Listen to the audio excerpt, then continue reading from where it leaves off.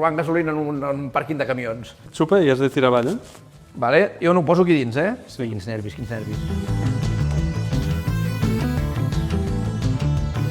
Epa! Mira, mira, mira, mira! Què és artesà i què no és artesà? Tu per què ets artesà i un altre no ho és, o sí? Perquè treballem amb lots petits i els processos que nosaltres fem dintre quilobradors són llargs. Aquí no fem licors d'un dia.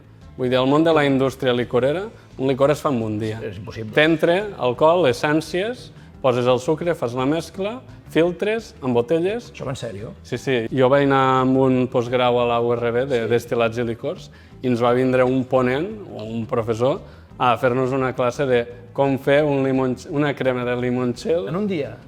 No, a la classe del moment. Al moment? I va ser clec, clec, clec, clec, i tothom, i era de puta mare, eh? No diguem, era... No. Sí, era de puta mare, però podem t'està dir- dient això, tio, què? No, perquè al final és química.